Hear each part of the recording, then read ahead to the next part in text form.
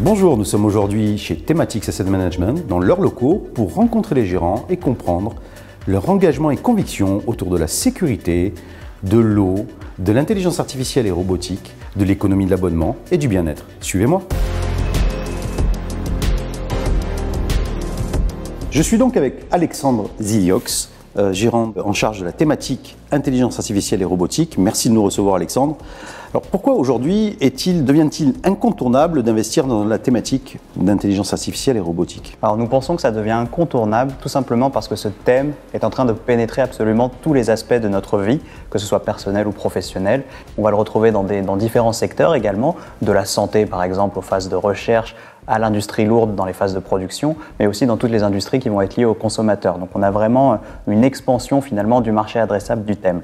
De la même manière, on a un biais un petit peu particulier chez Thematics Asset Management, c'est que nous investissons directement dans les sociétés qui fournissent des solutions et des services sur base d'intelligence artificielle et ou de robotique, et non pas dans les sociétés qui vont adopter ces technologies.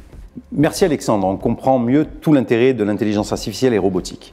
Par ailleurs, Thematics Asset Management regroupe au travers d'un portefeuille multithématique les différents fonds que vous proposez.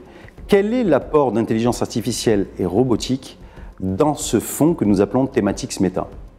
Alors cette stratégie va apporter une exposition assez marquée à une de nos forces primaires qui est l'innovation technologique.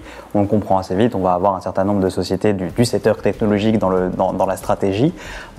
Et on va avoir également aussi des apports en termes par exemple de démographie, de répondre à des problématiques comme des problématiques de pénurie de main-d'œuvre dans certaines industries où la robotique va pouvoir y faire face.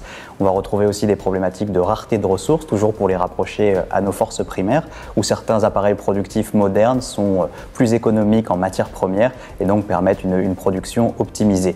Mais encore une fois, je reviens sur le fait que nous investissons uniquement dans des sociétés qui rendent possible le thème et qui donc fournissent des services et des solutions sur base d'intelligence artificielle et robotique et non pas dans des sociétés qui vont adopter ces technologies.